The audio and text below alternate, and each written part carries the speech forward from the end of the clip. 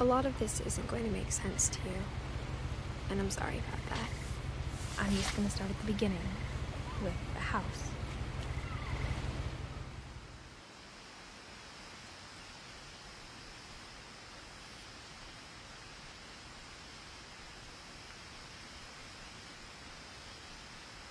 Someone had put up a chain link fence, but it looked like I wasn't the first person to hop it.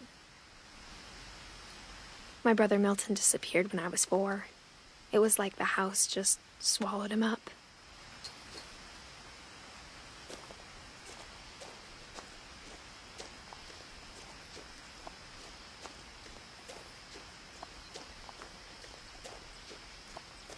I lived here until I was 11, but I wasn't allowed inside half the rooms.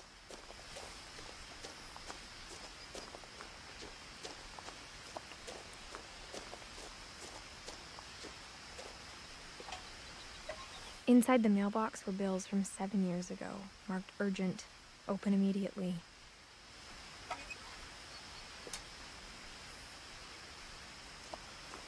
I hadn't been back since my brother Lewis's funeral.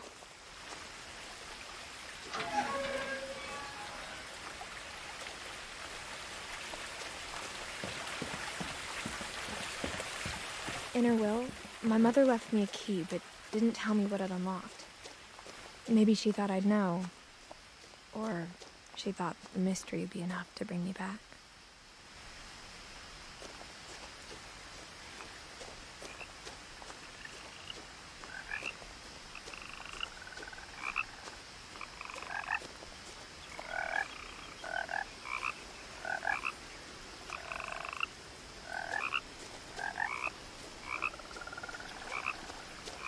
The truth is, even after I inherited the house, I never thought I'd come back to it. But now I had questions about my family that only the house knew the answers to. The woods around the house have always been uncomfortably silent, as if they're about to say something but never do.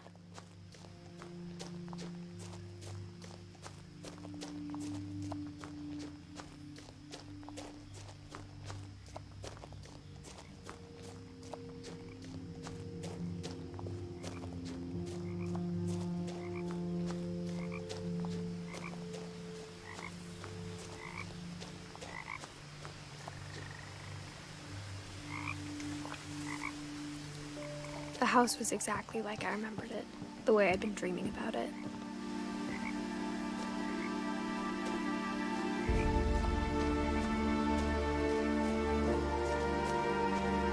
As a child, the house made me uncomfortable in a way I couldn't put into words.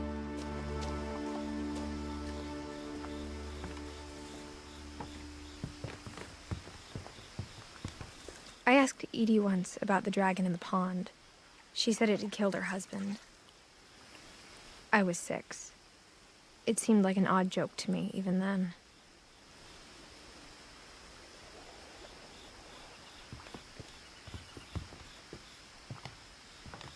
Now, as a 17-year-old, I knew exactly what those words were. I was afraid of the house.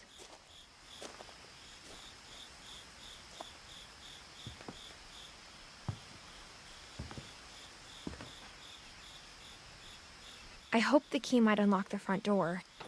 It didn't. Looking in, I felt like the house itself had been waiting for me.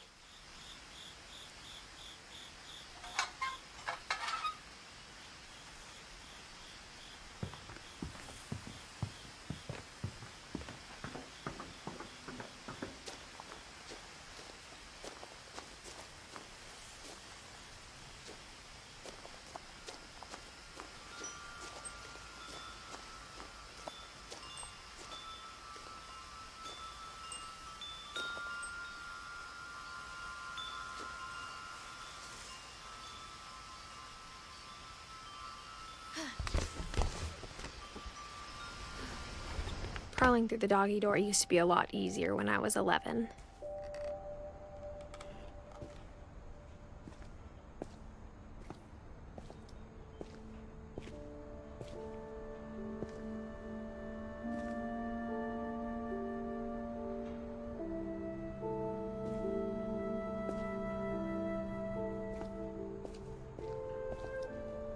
The power had been turned off the night we left.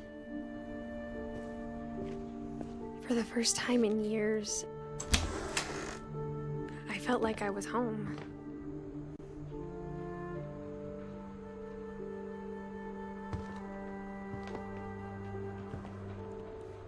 But instead of a family, there were just memories of one.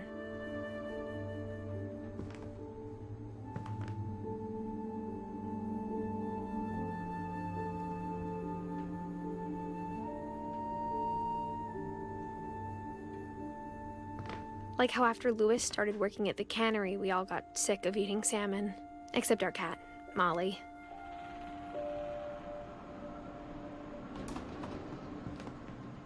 Or how only one restaurant would deliver to our house, so we had Chinese a lot.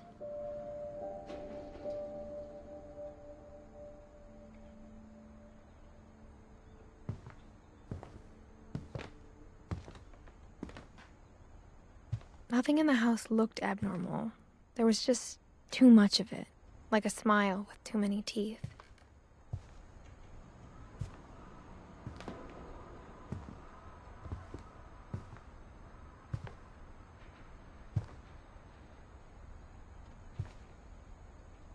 The table was still a wreck from the night we left. It was like a bomb had gone off, killing everyone but sparing the furniture.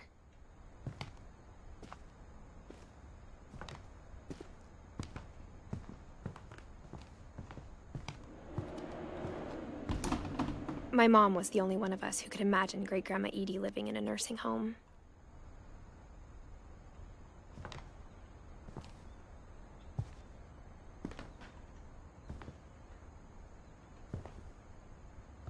Even the fireplace had a story. Edie told me the bricks came from the original house, after it sank.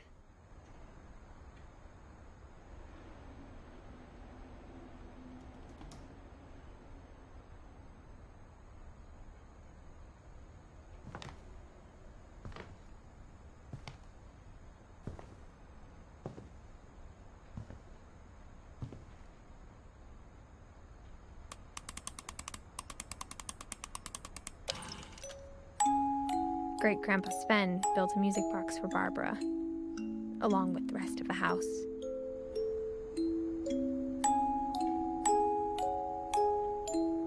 Mom always told me to stay out of the basement, so I wasn't too surprised when the key didn't fit.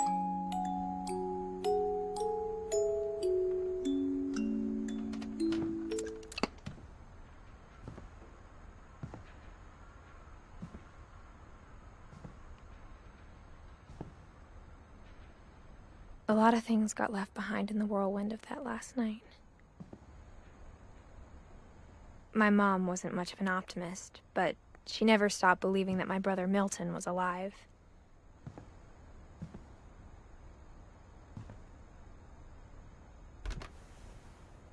Edie told me once that every Finch who ever lived is buried somewhere in the library.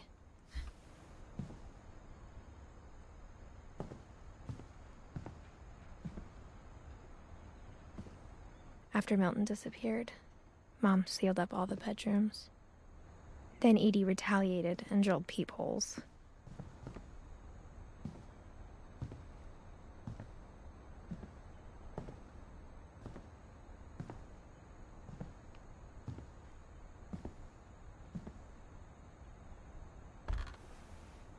My Grandpa Sam spent 7 years sharing a room with his dead brother, Calvin.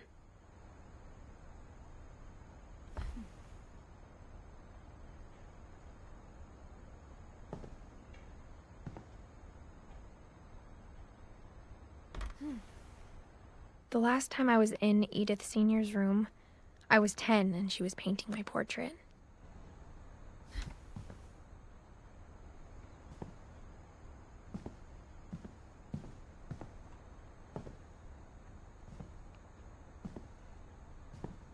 Whenever people ask me about my family, the first thing they always want to know about is Barbara.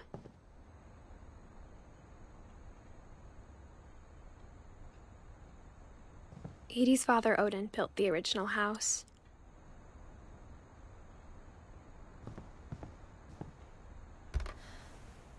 Barbara was a child star for 2 years, until America grew out of it.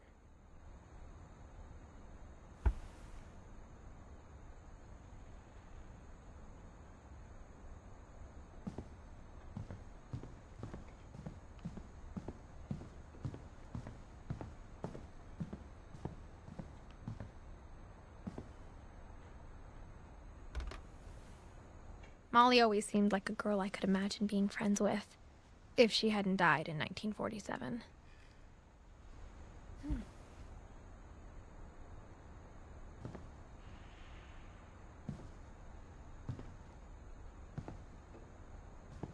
I spent a lot of time playing in Great Uncle Walter's room. I think my mom sometimes regretted not sealing it up.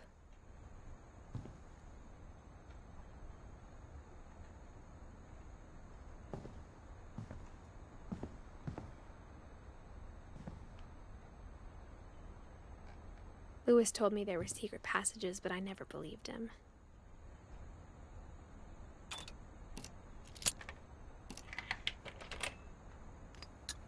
Turns out, my mom was really good at keeping secrets. Now it was time to find out what my mom had been afraid of.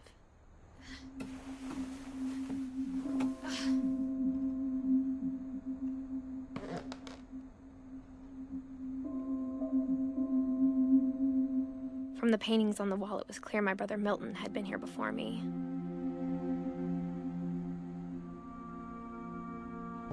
Reading this, maybe it sounds like I had a plan, but I had no idea what was behind that door.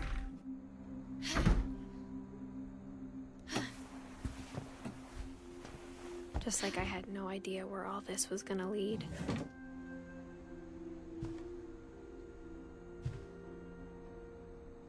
I grew up looking at Molly's room through the peephole. Being inside for the first time, I felt like I'd stepped behind a painting.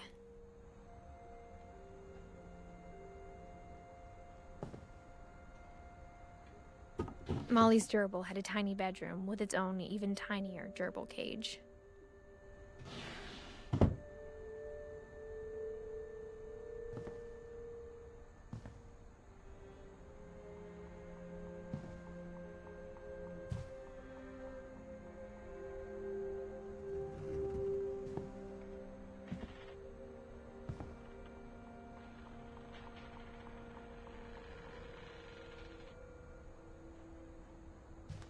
I got the sense Edie had spent a lot of time here, before my mom sealed the doors.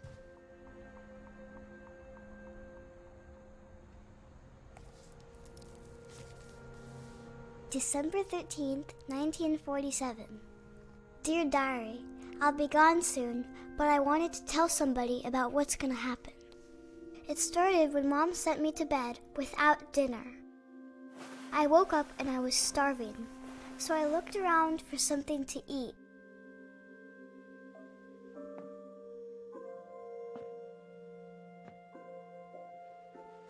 The gerbil food was dry, but I didn't mind it.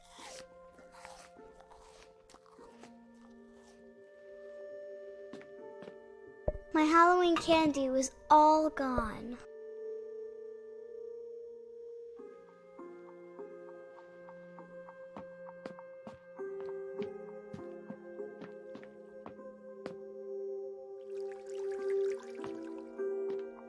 I thought about eating Christopher, but I held back.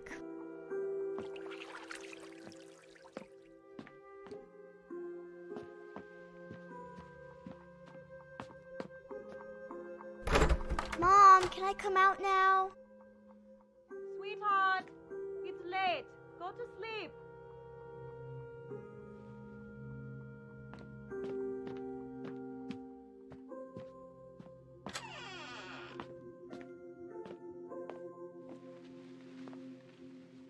I ate a lot of things that night.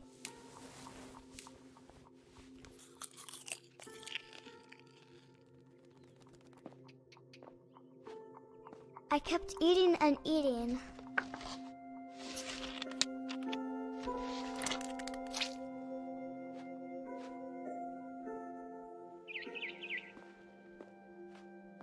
Then I heard chirping outside my window.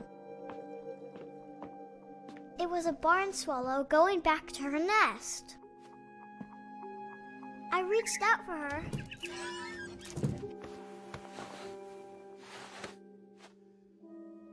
And suddenly, I was a cat.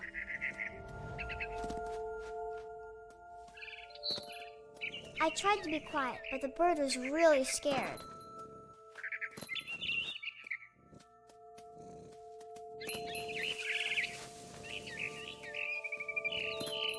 Mom and Dad didn't even look at me.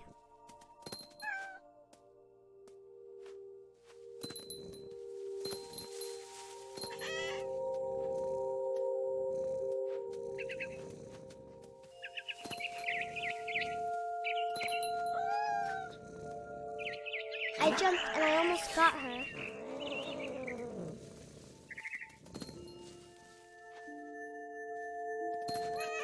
I could tell she was getting really tired. Now I was up in the big tree. I promised Dad I wouldn't climb it anymore. All I cared about was eating that mama bird.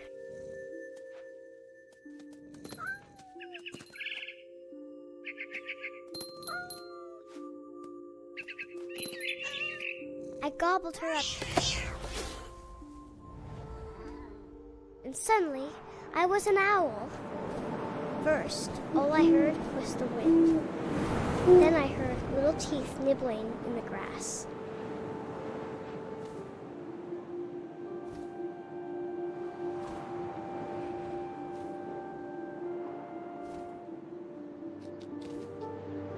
Rabbits.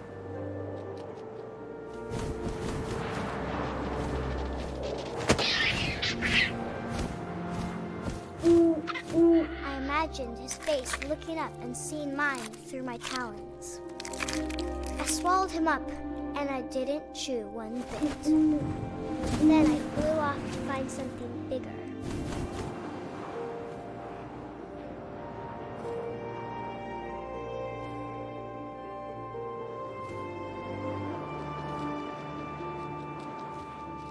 A mama rabbit.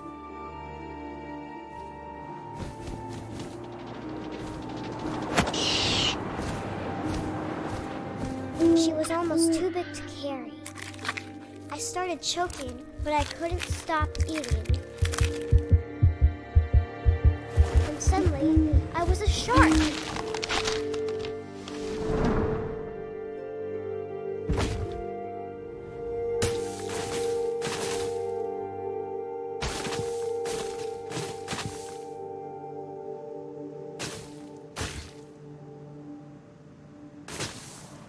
I rolled off a cliff and into the ocean. Now, I was hungrier than ever.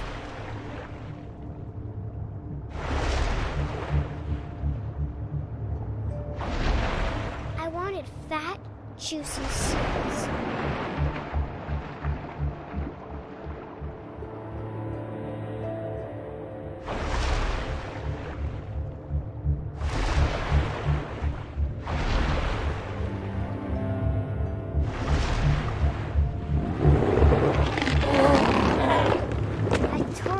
Flipper, and it tasted really good.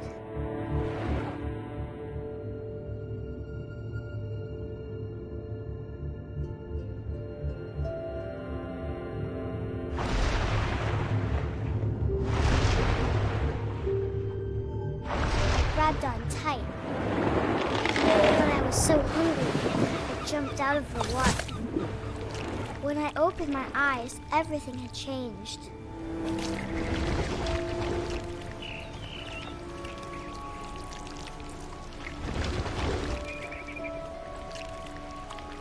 Now I was a monster, and I smelled people everywhere.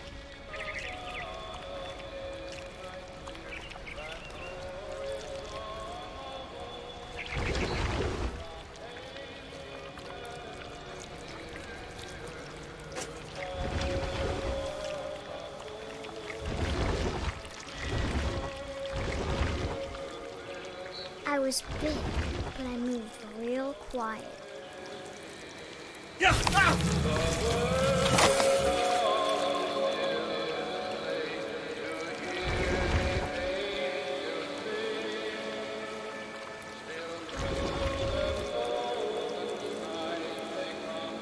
I wanted to stop, but also I didn't.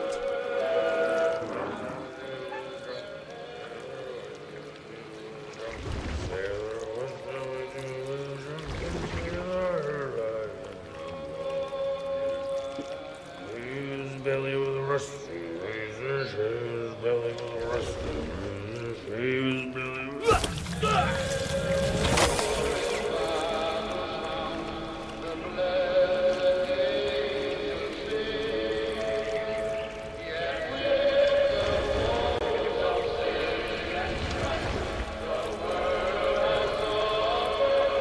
After the last passenger, I was still hungry.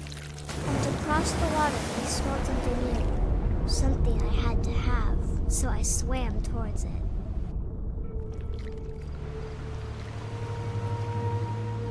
I slithered onto the sand, and the good smell went into an old pipe.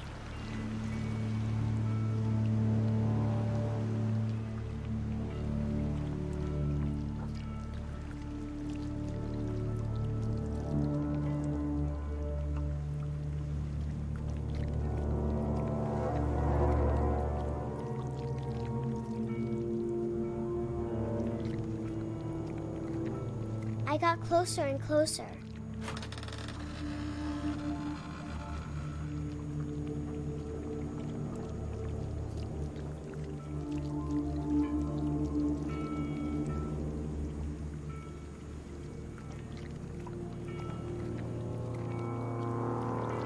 All my stomach started growling. And suddenly, I was me again. I held my breath for a long time, but I couldn't hear anything. I think it's waiting for me to fall asleep. But it's not going to wait much longer. It needs to feed, and we both know I will be delicious.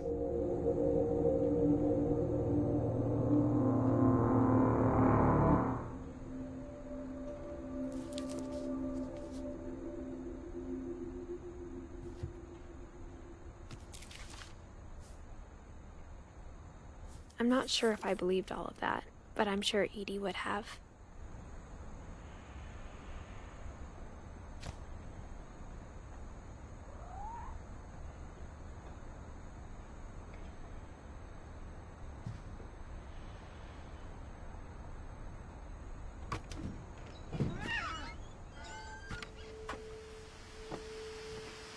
This will be obvious later, but my mom never told me any of these stories. Edie would have, but Mom didn't like bringing up the past. Though, when we adopted a stray kitten, she was the one who named it Molly. I spent a lot of time in Great-Grandma Edie's room. We got along, and it was a good place to hide from my mom.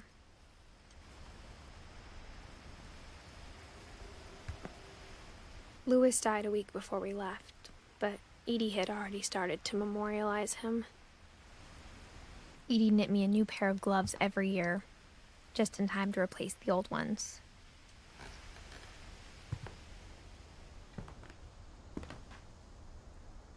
Her room was like a museum.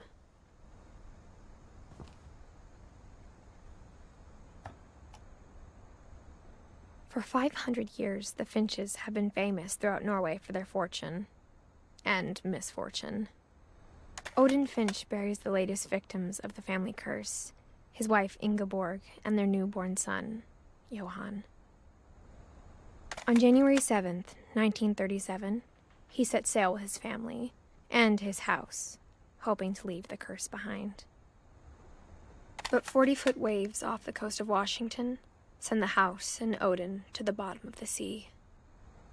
Odin's daughter Edie, with husband Sven and baby Molly, step ashore on their new home, Orcas Island.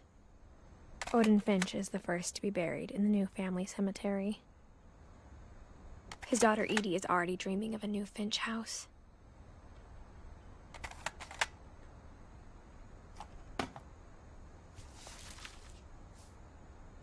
Whatever's wrong with this family, it goes back a long ways.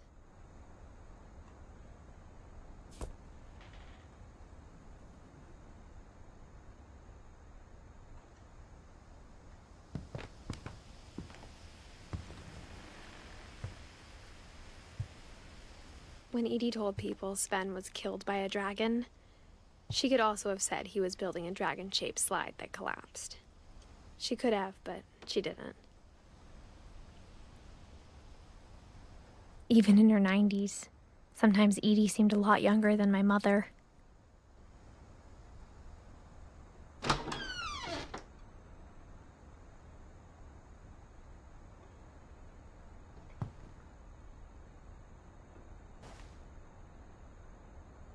The only trace Grandpa Sam's first wife, Kay, left on the house was the pink bathroom. It was a pretty big trace.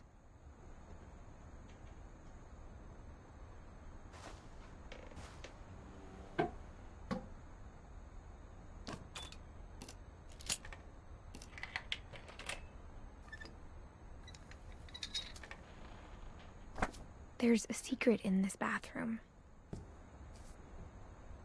It's in the last place you would look. It isn't in the cupboard. It's hidden in this book.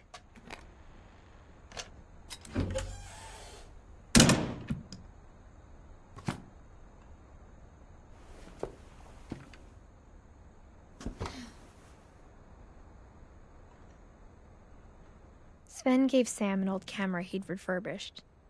He never put it down.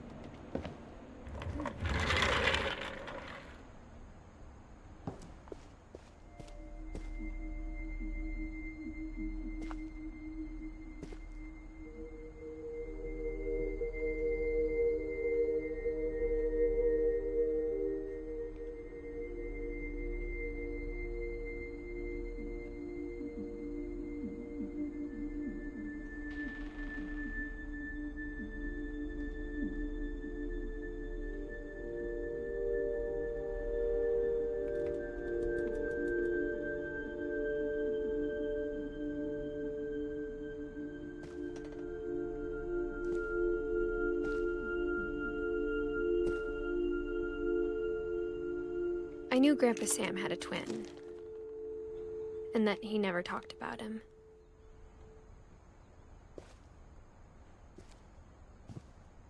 I guess my grandpa didn't like history any more than my mom did.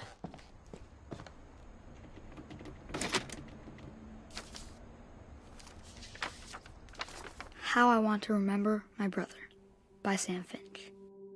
The thing I remember is that when he made up his mind, that was it. My brother said he'd die before he ate another mushroom, and he did. At Barbara's funeral, we swore we'd never be afraid again, and he wasn't. I think Calvin always wanted to fly.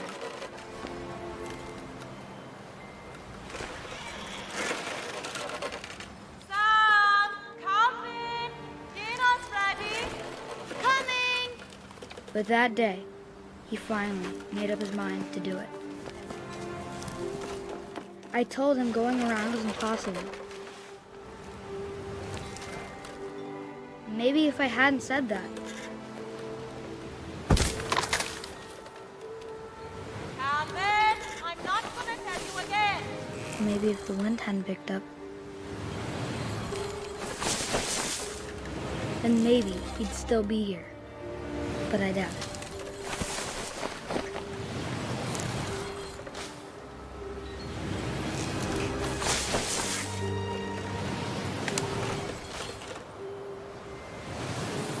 I think he'd already made up his mind.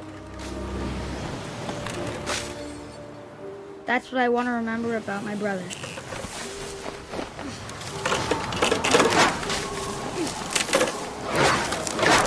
The day he made up his mind to fly. And he did.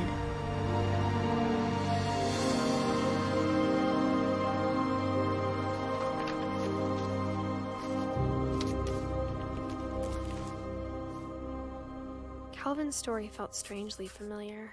When I was younger, I remember trying to do the exact same thing.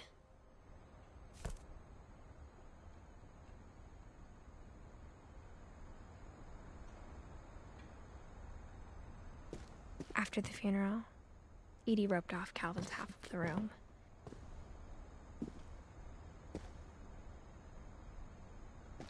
Mom said Grandpa Sam enlisted at 18 and never set foot in the room again.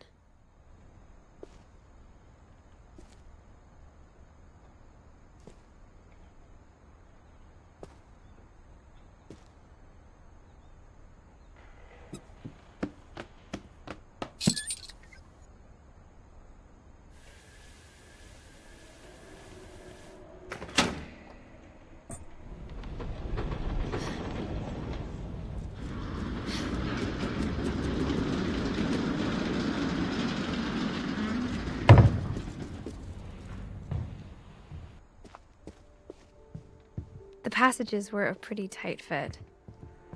They'd obviously been built for smaller hands and bellies.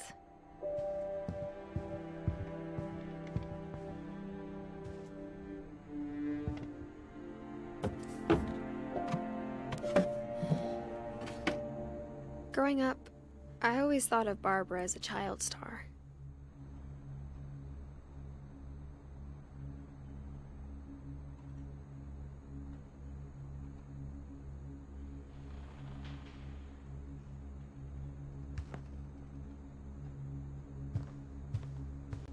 I never thought about how hard it must have been for her afterwards.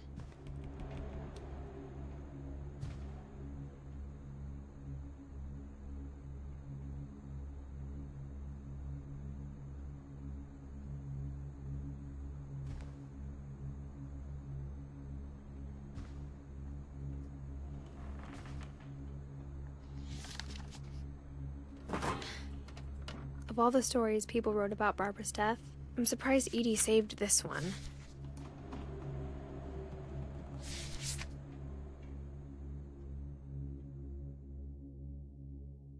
Old Jack here with another ghastly tale inspired by America's most unfortunate family. I'm calling it The Surprise Ending of Barbara Finch. As a child star, Barbara was famous for her scream. Now at 16, she was all washed up, a has-been. But in a lucky break, she'd been asked to perform her signature scream at a local convention for monster movie fans. It was just the boost her career needed. Unfortunately, her scream hadn't aged well. Getting better. I think you just need the right motivation. Her biggest fan and current boyfriend, Rick, was about to demonstrate when... Now that was a great scream. It was Barbara's father, Sven. He'd slipped into a table saw and had to be rushed to the emergency room. So Barbara got stuck babysitting her youngest brother, Walter. Her convention comeback was canceled. Okay, I'm hearing frustration, but I'm not hearing terror. What if I tried... A gang of hoodlums in Halloween masks have been terrorizing Orcas Island tonight. Police are urging residents to... That came from the basement. You're right! Also, I loved your delivery on that. Why is your basement door locked? Because my dad likes making puzzles and secret passages. There's a key hidden in the music box. The secret is to keep winding and winding until finally the key pops out. Thanks, babe. I'll be back in a sec. 20 minutes later, Rick hadn't returned. So Barbara went to look for him, right on cue. She reached for the music box. And as she wound the key, she listened for Rick, but the house was silent.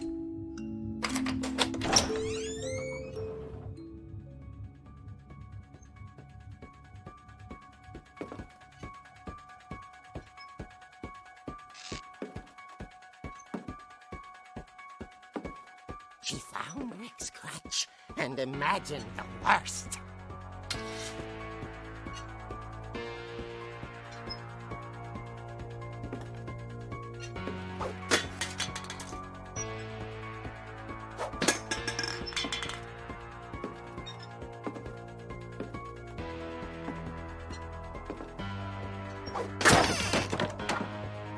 The gang's leader is the infamous Hookman killer, Dr. Carl Hamill, who impaled and then ate his family 10 years ago tonight.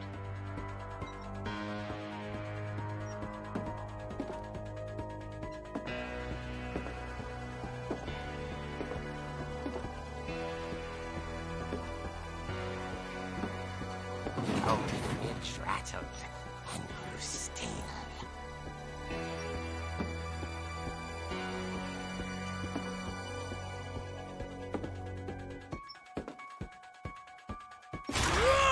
Oh dear!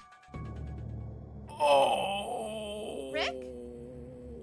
Barb, relax. I was just trying to scare you to help you find your scream. Well, I'm not scared, Rick.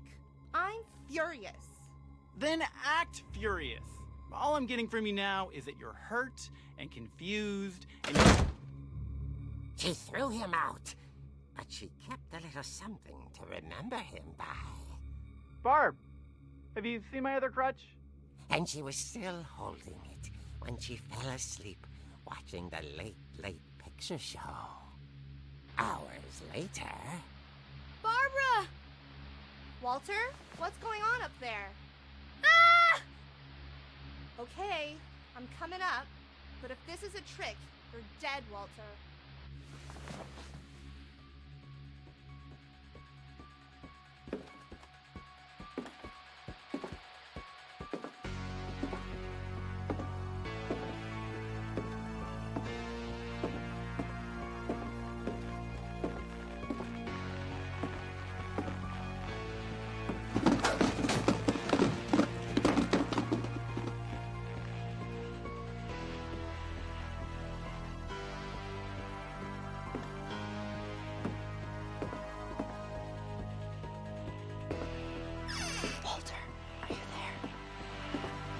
Walter had vanished, but his bedside radio was still on. Orcas Island police describe the man as 6 feet tall, with a steel hook for a hand. Residents are urged to lock all doors and windows and notify the police of any suspicious activity. Barbara turned, saw the hookman, and was speechless. He was quite smashing.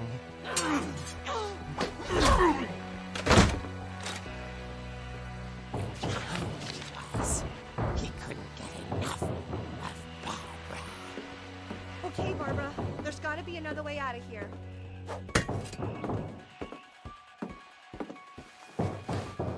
That night, she played her part beautifully.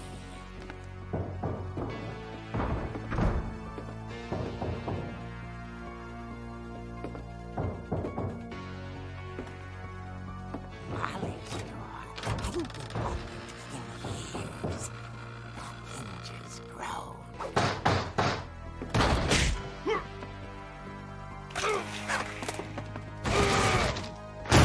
He wasn't moving, but she sensed the story might not be over yet.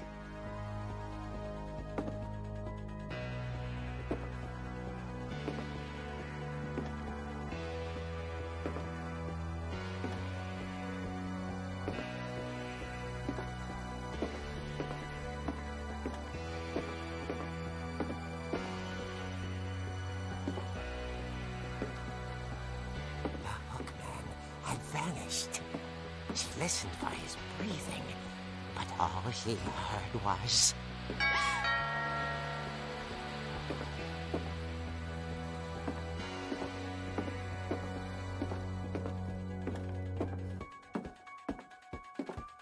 At the door, she heard whispering.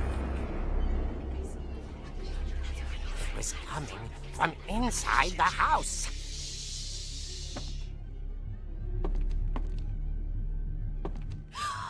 Oh dear.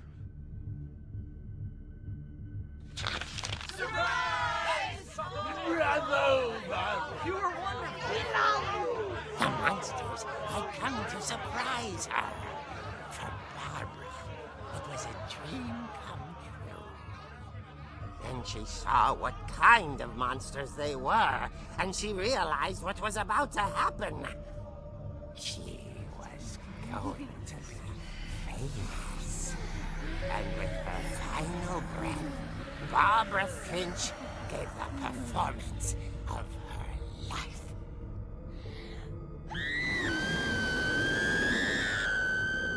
I wasn't there myself, but I hear Barbara was magnificent. Poor girl. She had a taste for stardom. But unfortunately, so did her fans. Of course, the police blamed it all on poor Rick, who disappeared the same night. And little Walter? Hiding under his bed the whole time. He took it all pretty hard, but that's another story. As for Barbara, tucked inside the music box is all they ever found of her. Her ear. Now that's what I call a real eerie tale.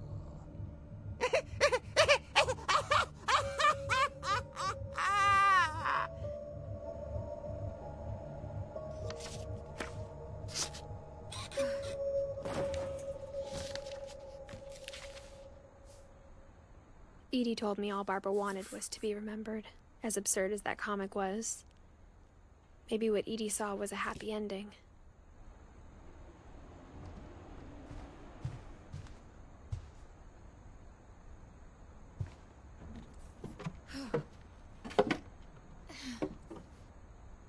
I guess now I know why Mom didn't like me playing with the music box.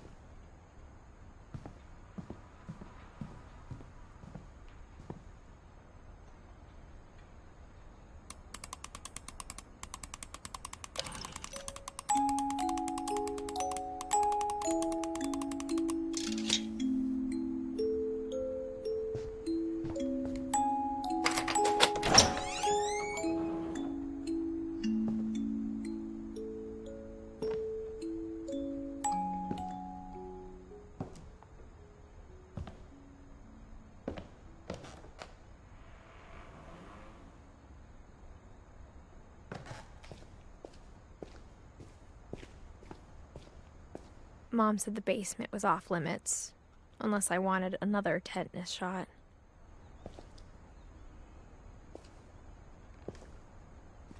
I saw Edie sneak down to the basement once, carrying packages.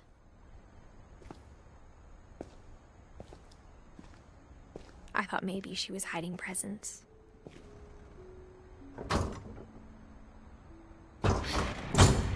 It turned out she was hiding a lot more than that.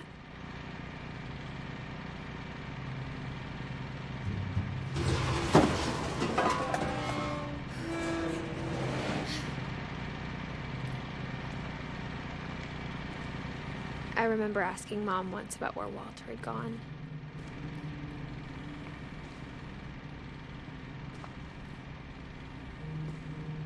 She said after Barbara died, he got as far away as he could.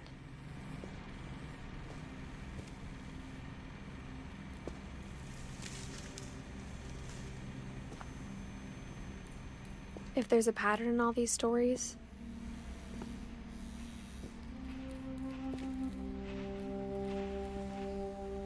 I think it's that none of us has gotten very far.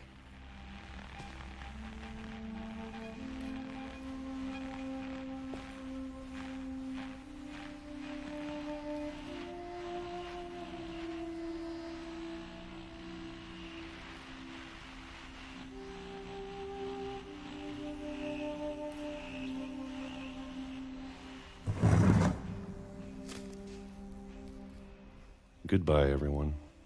I can't believe I've been down here for 30 years.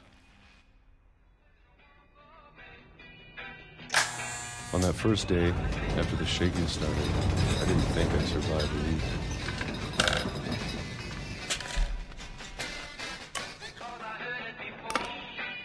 But after a few days, I settled into a routine. That's what kept me sane. Having a schedule, living for today. I always expected to be dead tomorrow. But if you wait long enough, you get used to anything.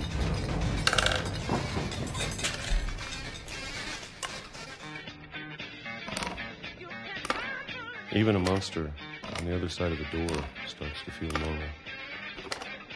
Almost friendly.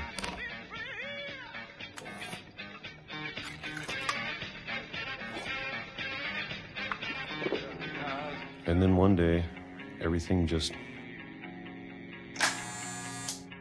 stopped. Whatever that thing was, it was gone. Maybe it got tired of waiting. Or maybe I just got tired of being afraid.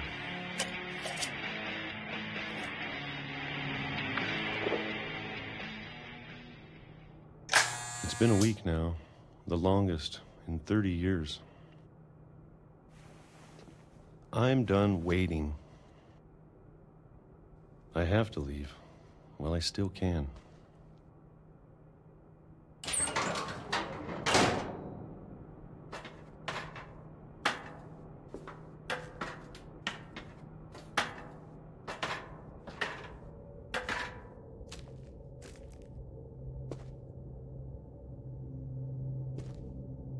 I know it's out there somewhere. Whatever killed Barbara and Molly and Calvin. Maybe this is all a mistake. But I need to stop living the same day, even if it kills me.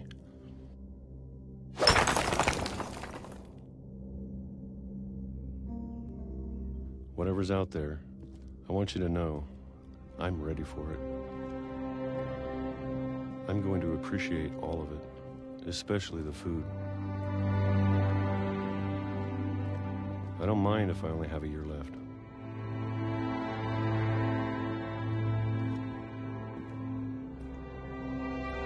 Or a month. Or a single week. I'd be happy with one new day.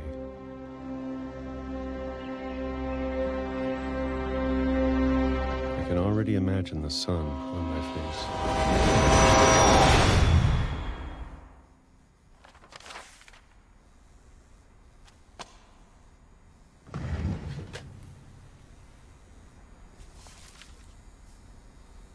Walter died when I was 6. I can't believe my mom never told me he was down here.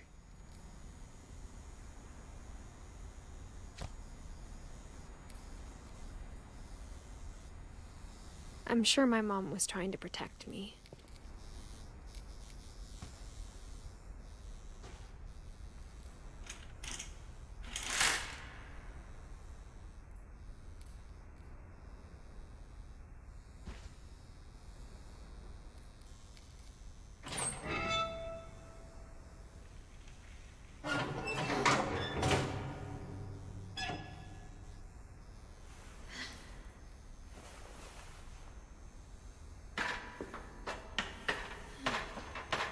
Maybe she was afraid I'd end up like Walter.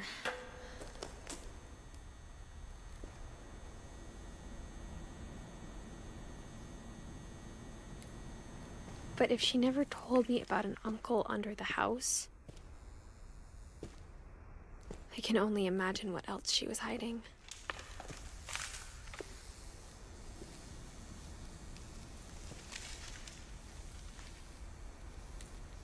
I don't want to make the same mistakes she made.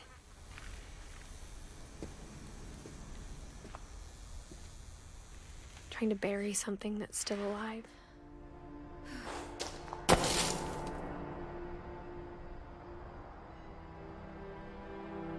Now that there's only one of us left, or maybe two, I thought it was time I heard the stories for myself and found out what happened to everyone else. But now I'm worried the stories themselves might be the problem. Maybe we believed so much in a family curse, we made it real.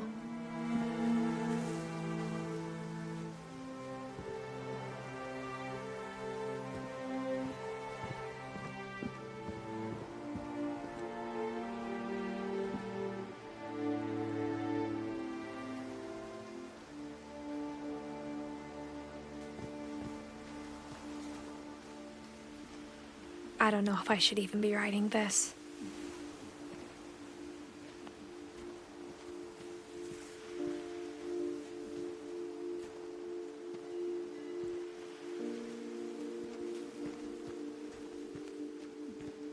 Maybe it'd be better if all this just died with me.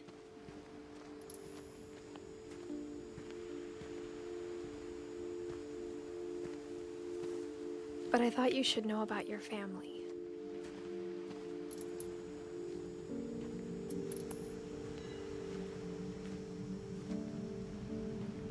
And the history you're a part of.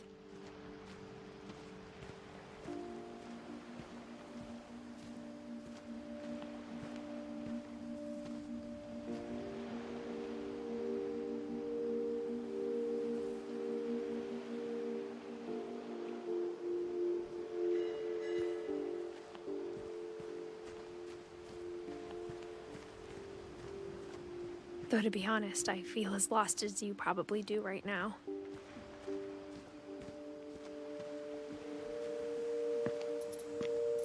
I think the people in these stories believed them, for what that's worth.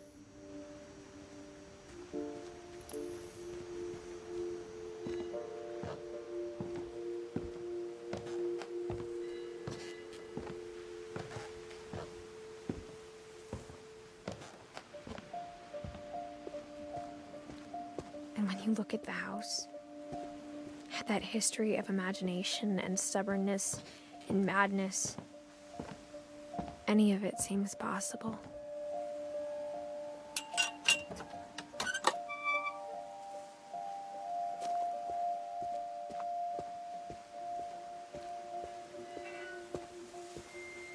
I think we've been surrounded by death for so long, we've just gotten used to it.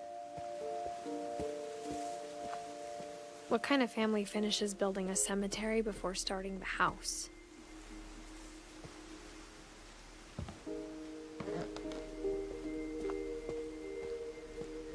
It's embarrassing for me to admit this, but the pet cemetery made me more uncomfortable than the human one.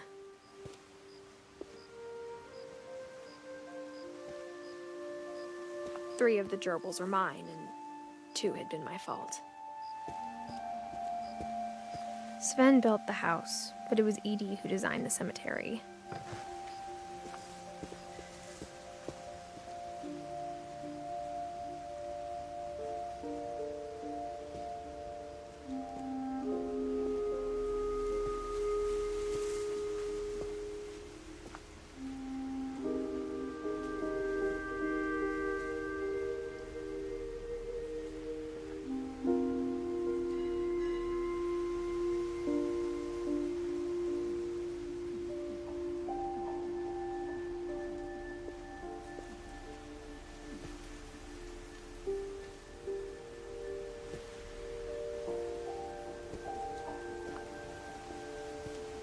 I'm sure Odin's monument had been Edie's idea. My mom was always trying to move on, but for Edie, the past never went away.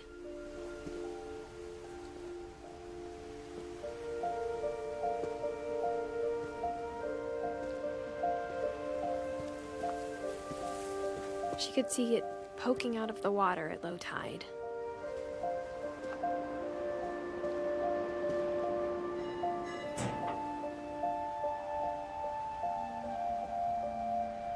Edie said she dreamed about the old house every night.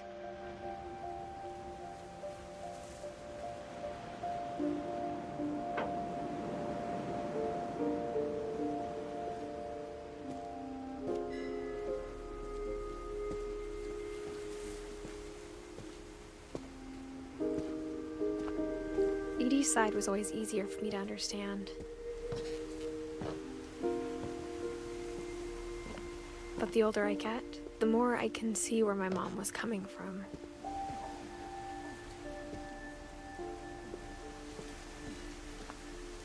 She lost 2 of her brothers, just like I did. I get why she tried so hard to protect us.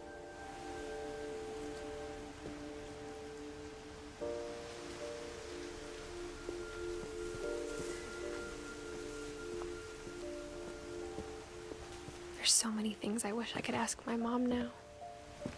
Part of me thinks this is what she wanted all along. For me to come back someday and find everything out for myself.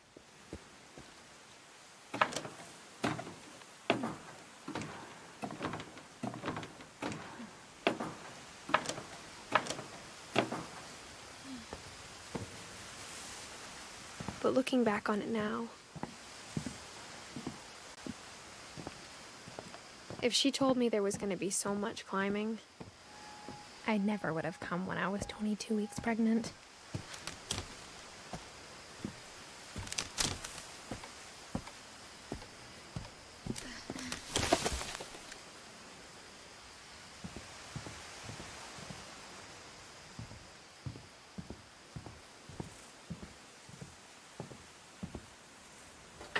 I never met Grandpa Sam, but I think he and my mom had a lot in common.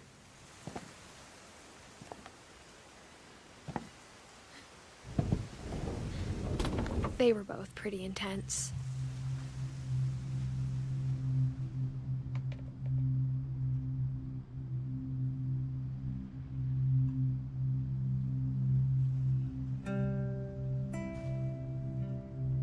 Sam spent his life shooting photos, but Mom said he got nervous being in front of the camera.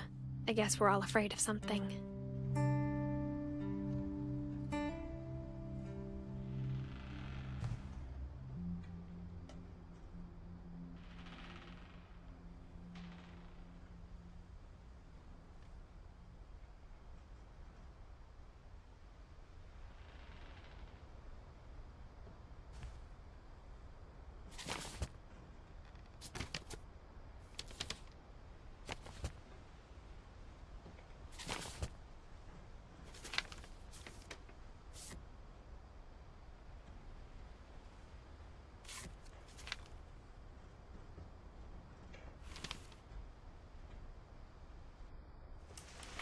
Dawn, I promise, you'll never forget this weekend. Yes, sir. These memories are gonna last a lifetime. Mm-hmm. Perfect. It's gonna rain the whole weekend, isn't it? I will never forget this weekend, Dad. That's the spirit. Just be careful. That camera's older than you are.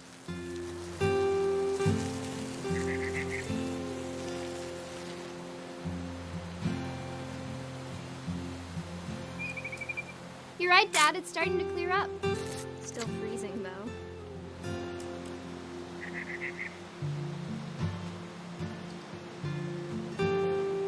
Definitely should not have drunk all that coffee. Hold still while I take a picture of you. I definitely... Hey! That's a keeper. Nothing quite like being outside. I'm just saying, I'm not always gonna be here, Dawn. You'll need to remember this stuff, if you want to survive. I'll be fine, Dad. You know who else thought he was gonna be fine? Some guy who died. Dawn, I'm being serious. I know, Dad. You're always serious. Doesn't being out here make you want to chill out? Well, to tell you the truth, I haven't been out here in 20 years.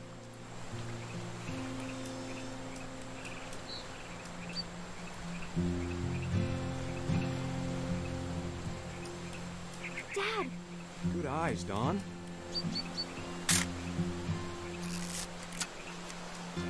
Before you take the shot, let me get a picture of you.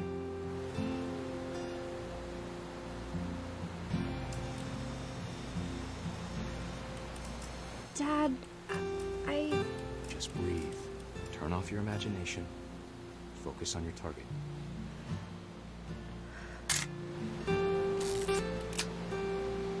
Let me get behind you. Do I have to do this? Dawn, you don't have to do anything. But if you want to survive, you'll need to be strong.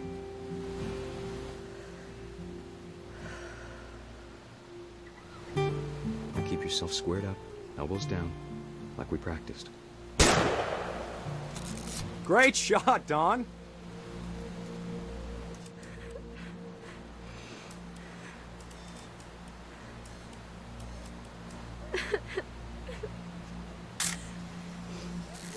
I'm proud of you, Dawn.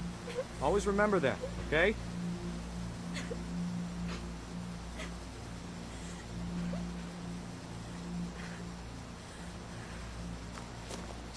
Sorry, Dawn. Just gotta reset the timer.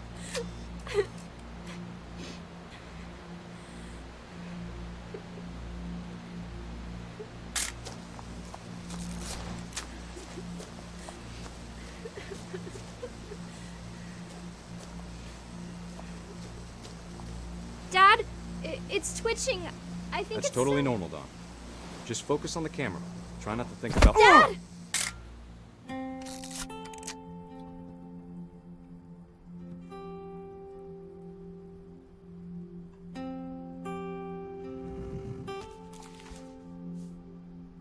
Of all these stories, that's the one I wish most that my mom had told me.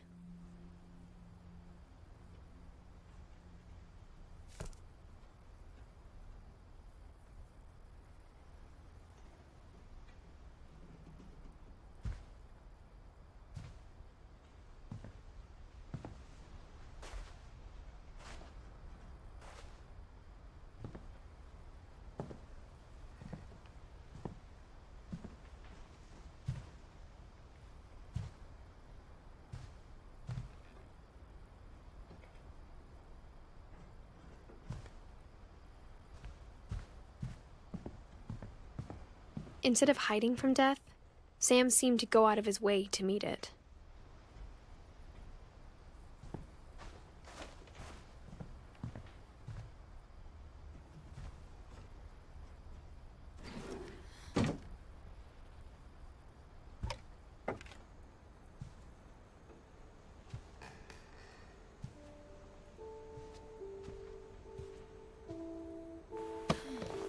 After Sam died, my mom and Edie got really close.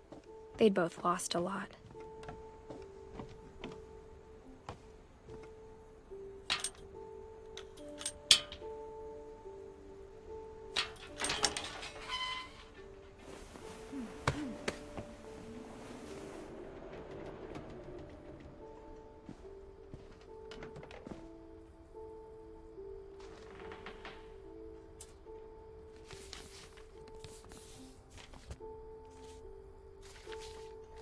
Dear Kay, do you remember the way Gregory used to laugh when he thought he was alone? Like something funny was happening, but only he could see it. I think he saw things the rest of us don't.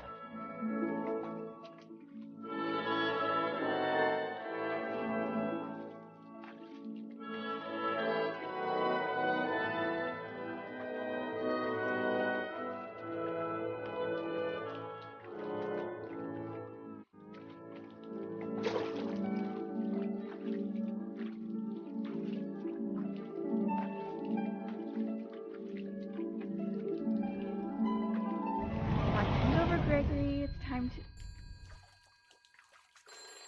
Hold on, sweetie. Hello? Sam, I told you I don't want to talk right now. I wonder what he saw. What his world was like.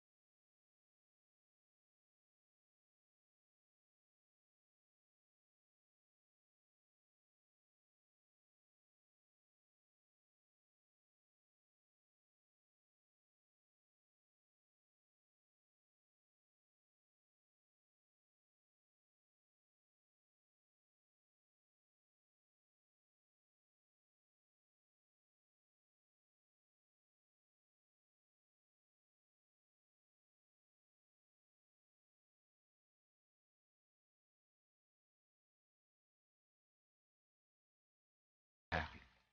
I could feel him slipping away. Sorry about that, Gregory. I know you did everything you could. Maybe if I hadn't called that night. Damn it. Hold on, I don't want Gregory to hear this. I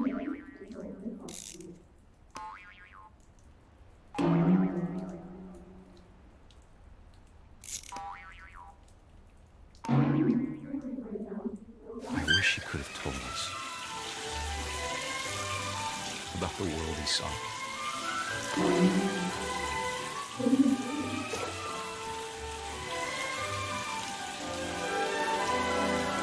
There's so much I don't understand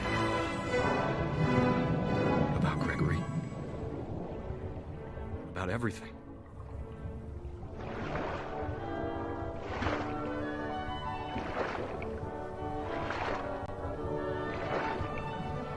But I know what happened wasn't your fault.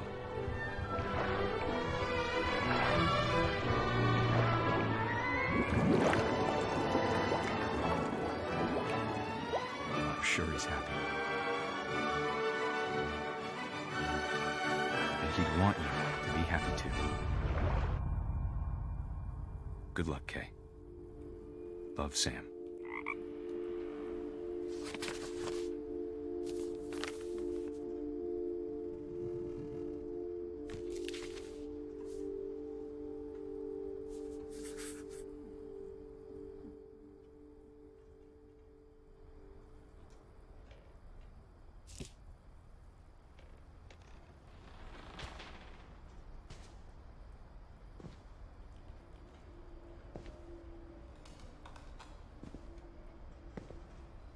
I can't imagine my mom ever writing poetry, and yet...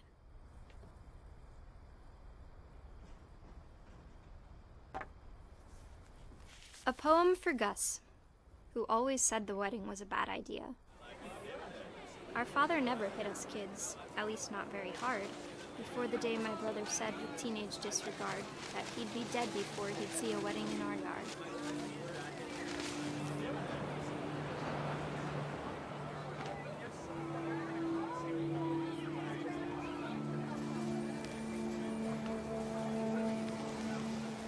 My father made him come, of course, but Gus stood far apart, just flew his kite and bottled up the storm inside his heart.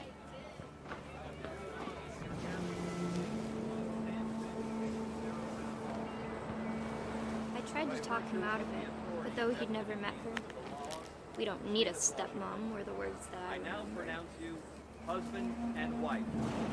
You may kiss the bride.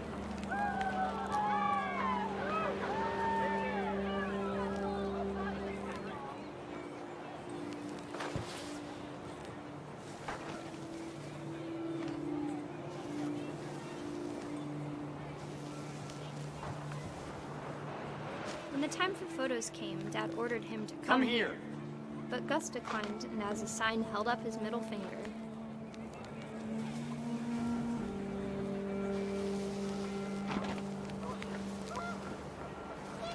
wind picked up, and panicked geese appeared and quickly went. But all the humans did that day was go inside the tent.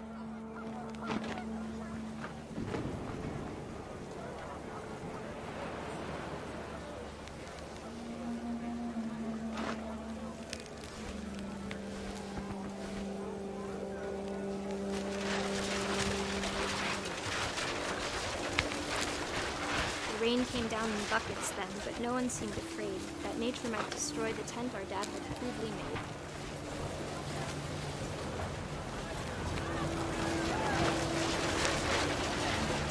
The thunder sounded much too close and full of angry power. But all my father said to this was, "Make the music louder."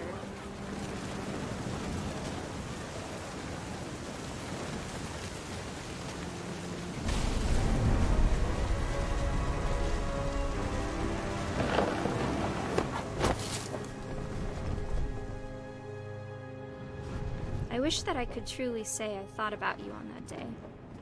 Out there on the beach alone, just you, the wind, the sea, and foam. But I didn't, until we found you.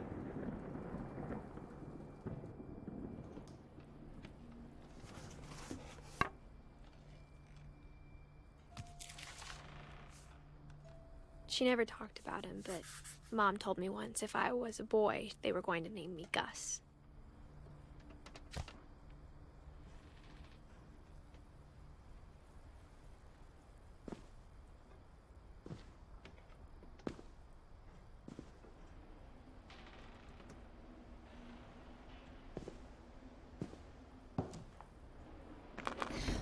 My mom moved up to the loft after her brothers died. At the time, it was as far away as she could get.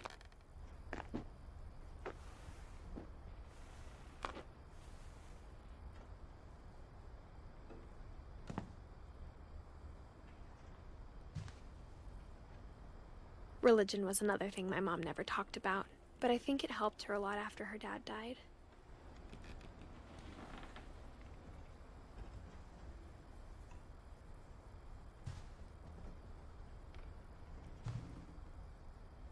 She spent a summer building houses in Calcutta, where she met my dad, Sanjay.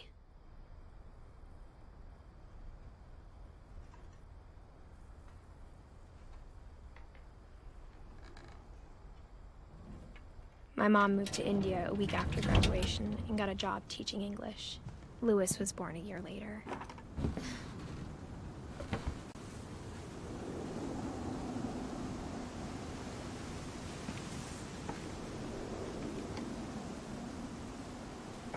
When my dad died, I don't think Mom knew where else to go.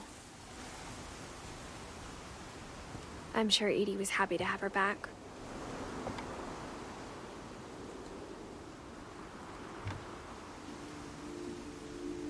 And to see kids in the house again.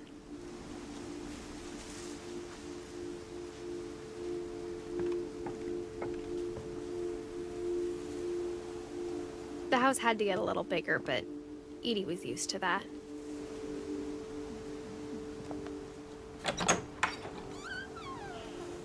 And for a while, things were good. Almost normal.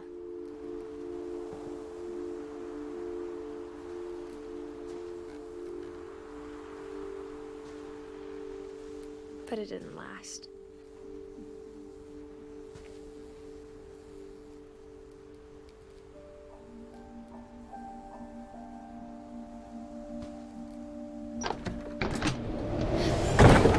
The beginning of the end was Milton's 10th birthday, when Edie gave him a castle.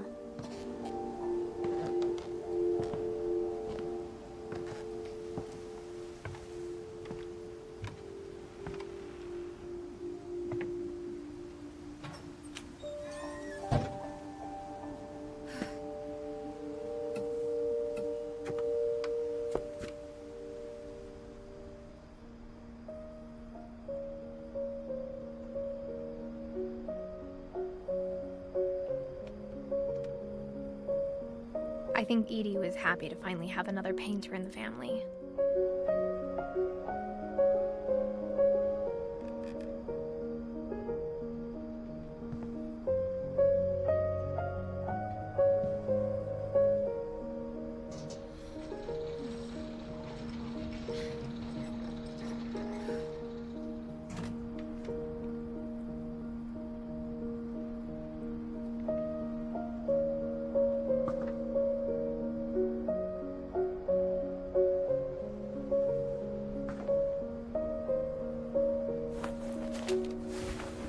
Milton Finch in The Magic Paintbrush.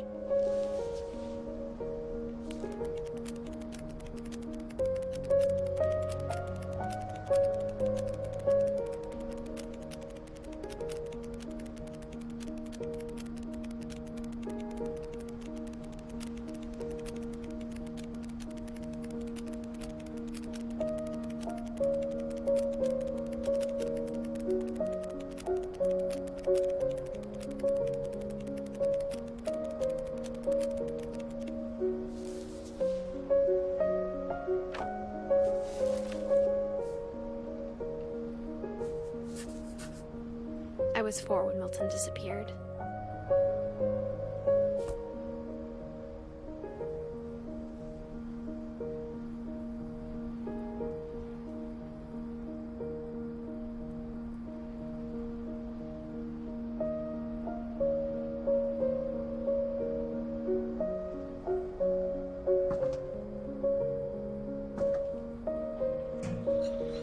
Mom spent months searching for my brother.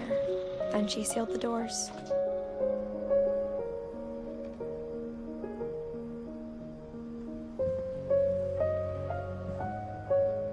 Whatever Milton had found in the house, Mom didn't want it getting out.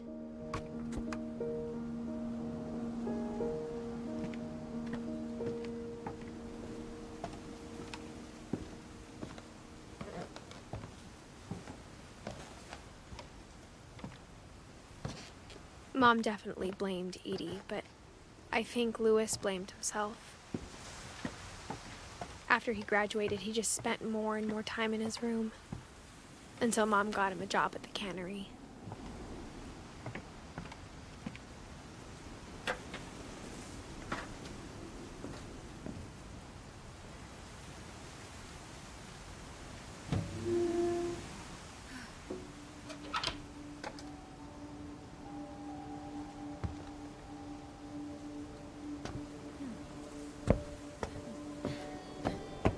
Louis's room smelled very, very familiar. That part of him lived on.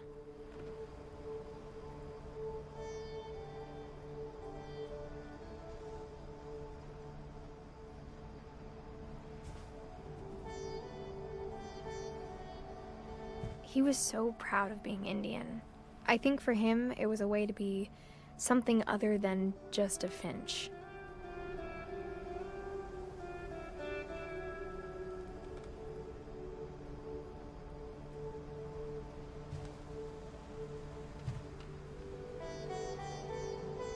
Louis and I spent a lot of time playing games together, but he was surprisingly bad at them. He died a lot.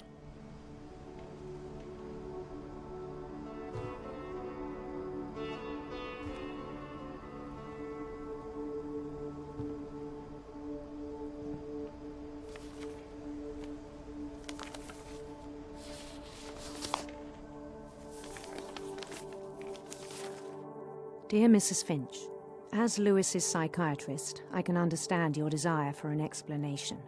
As I see it, the trouble began in January, shortly after we convinced your son to seek treatment for substance abuse. Newly sober, I believe Louis first noticed the monotony of his daily life.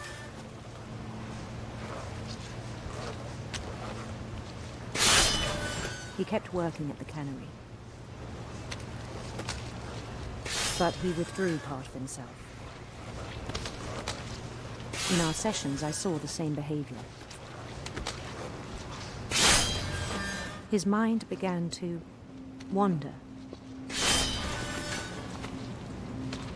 I asked him to describe it. He said he started small, imagining a labyrinth. He'd feel his way about. Then something moved. Bats. And toads.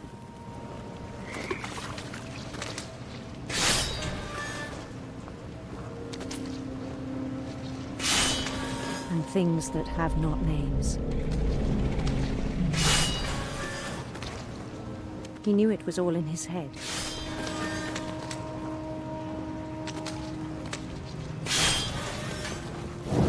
he took it very seriously. I had hoped he'd find himself.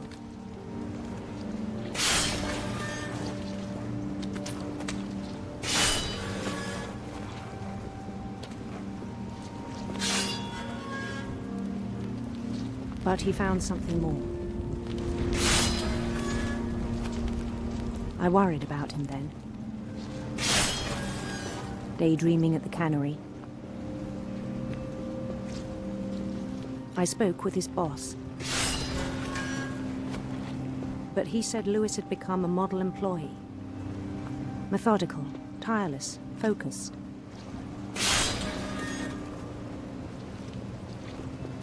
Like a whole new Lewis. So I let him go on.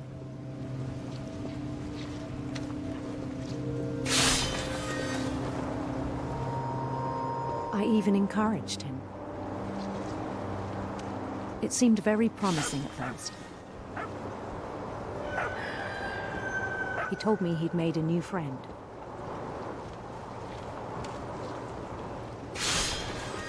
On the edge of a city he named Lewis Topia. He built the city up slowly, brick by brick. Then he made musicians.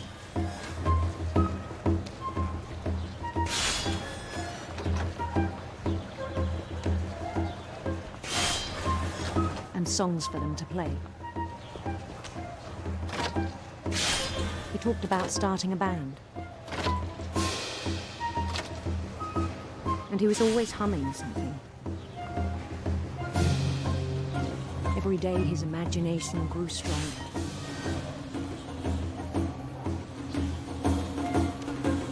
He no longer spoke at the cannery. But his chopping was as reliable as ever. Then one day it struck him that all the cheering crowds, even the stones under his feet, were all in his imagination, so he could do whatever he wished.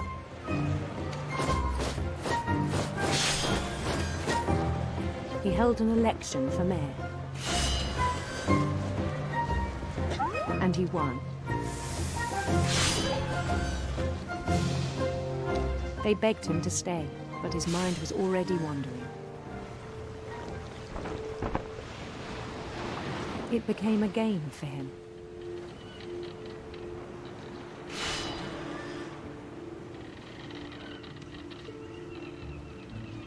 He'd conquer a city, then immediately push on.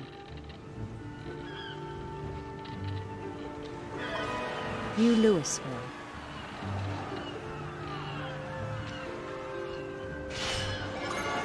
St. Louis. He started drifting away from our reality.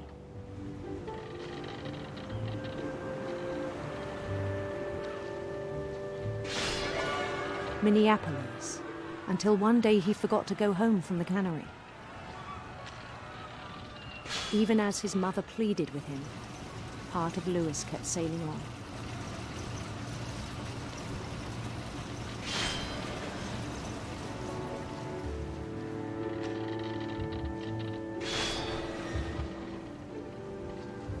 In Lewisburg, he heard rumors of a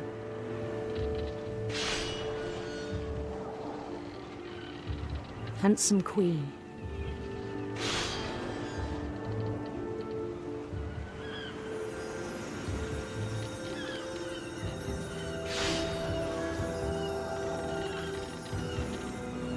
The queen was on her own quest for sinister serpents.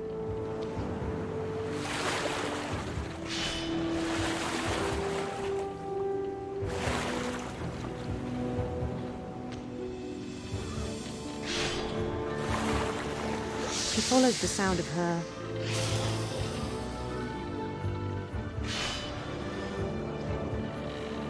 silver harp.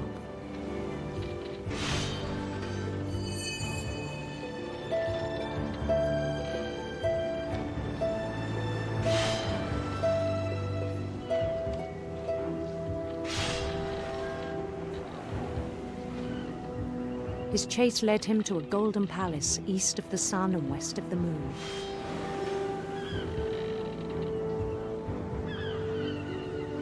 Even then, his logic remained sound.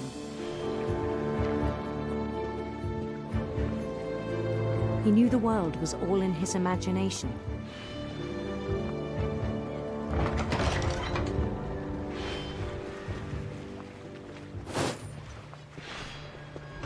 But he was so proud of having created it. In his own eyes, he'd become something greater than a king.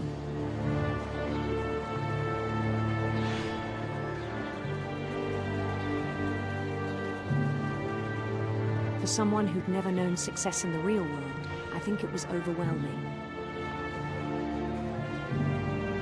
And then it struck him that the real Lewis was not the one chopping salmon, but the one climbing the steps of a golden palace.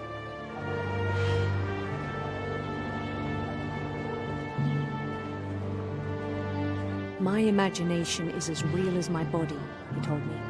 It was hard to argue with him.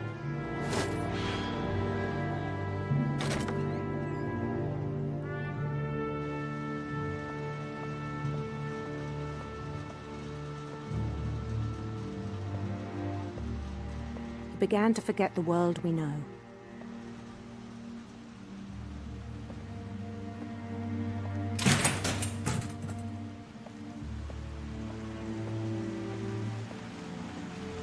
I think it pained him to remember Lewis, the cannery worker.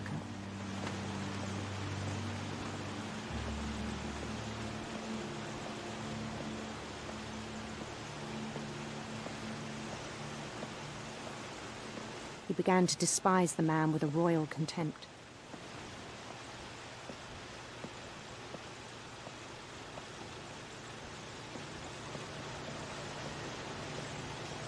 I still thought I could save him.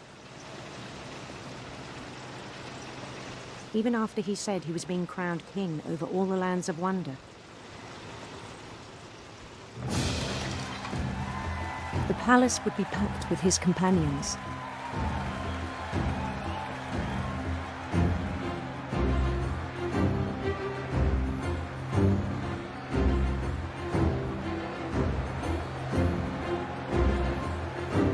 Including the wise Calico who'd insisted on advising him.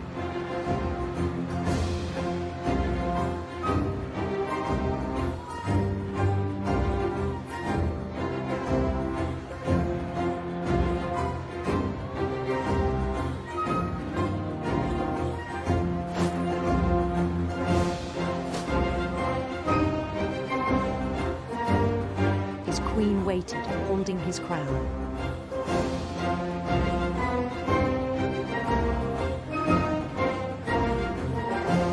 There was only one thing left to do.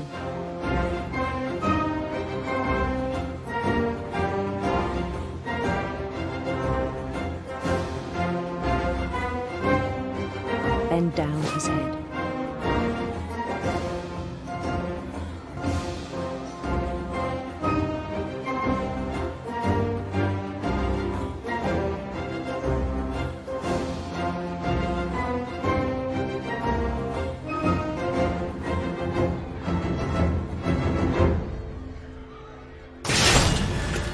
I think you know. Mrs. Finch, your son was a kind man who will be missed by all of us who knew him.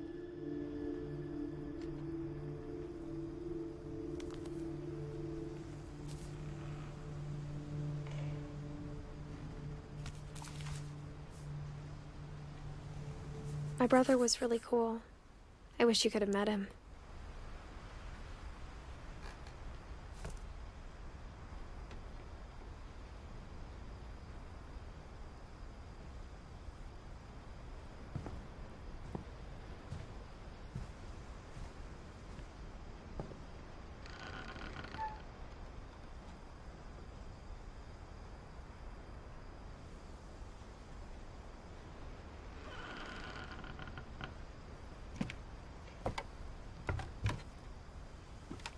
On the way back from Lewis's funeral, my mom told me to start packing.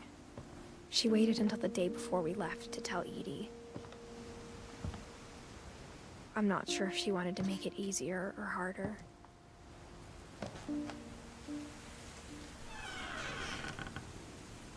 I wish we'd stayed.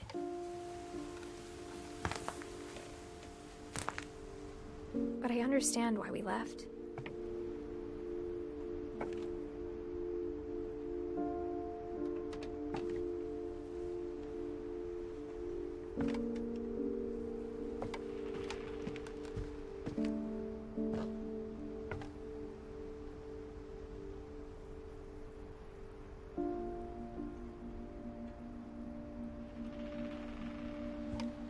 What happened that night had been coming for a long time. Maybe it should have come sooner.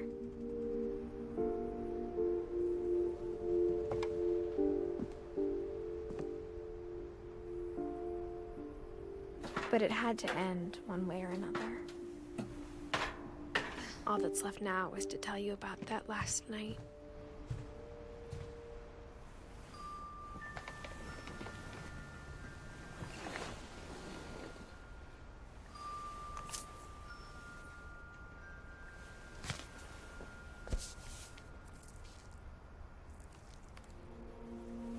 That whole last day, Edie just watched us pack and didn't say a word.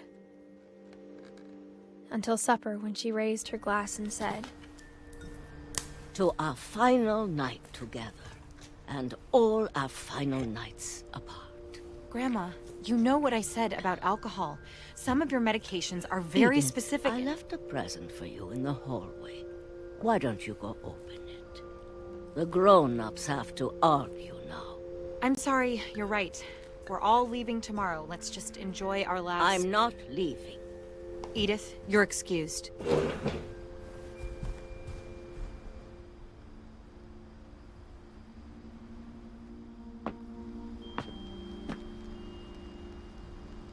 The power had been shut off that morning, but Edie always had plenty of candles. When my mom sealed the library, I don't think she knew about the other entrance. Or that Edie had a key to it.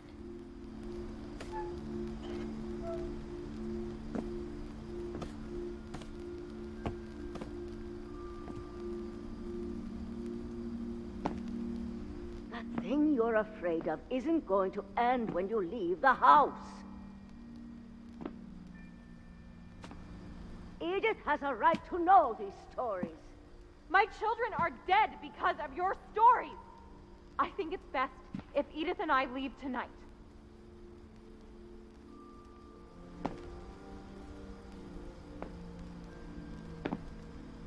We'll have the nursing home send a van for you in the morning, okay?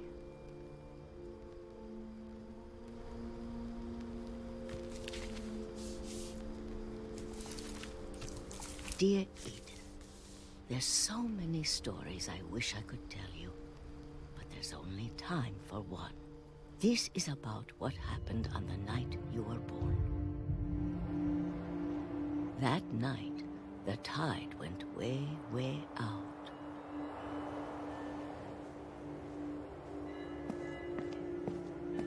It was the first and last time I ever saw the old house aground. There'd been an earthquake out in the middle of the ocean. They called it the lowest tide in 1,000 years. God, it smelled awful. You know, I've seen that house every day of my life.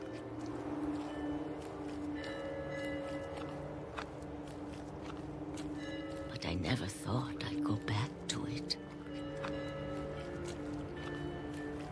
When the fog rolled in, I lost my way.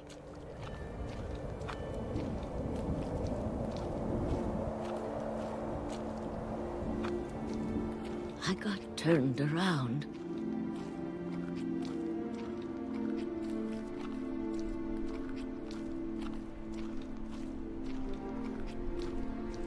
I started seeing things.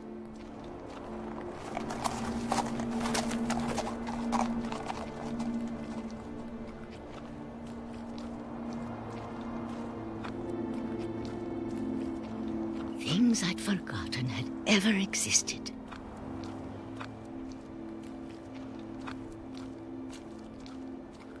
when I saw them, they felt like old friends. That night, a lot of things came back to me. Or maybe I came back to them.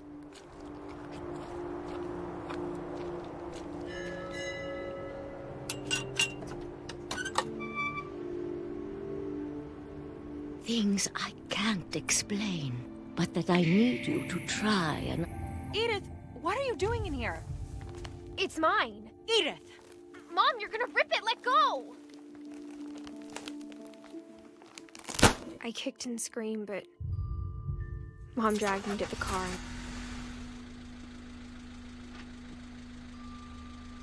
I never saw Great-Grandma Edie again.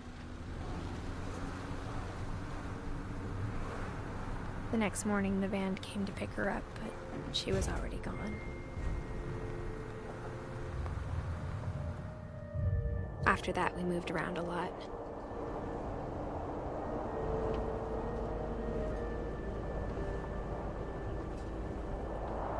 We both tried to make the best of it.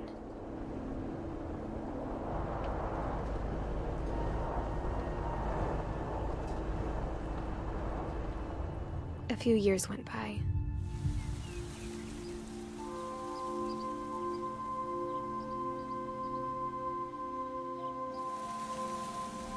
My mom didn't like to talk about it, but she started getting sick a lot.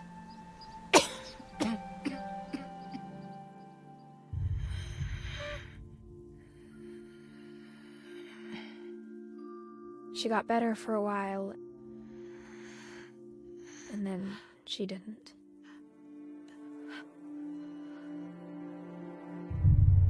And then I was alone.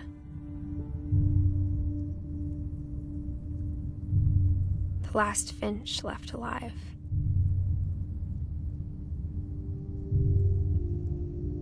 Until I found out about you. I'm still not sure what to tell you about all this. If we lived forever, maybe we'd have time to understand things. But as it is, I think the best we can do is try to open our eyes.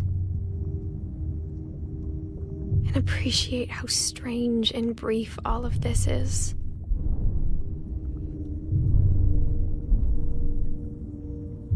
This journal was supposed to be for you. But now I hope you'll never see it. I just want to meet you and tell you all these stories myself. But I guess if you're reading this now, things didn't work out that way.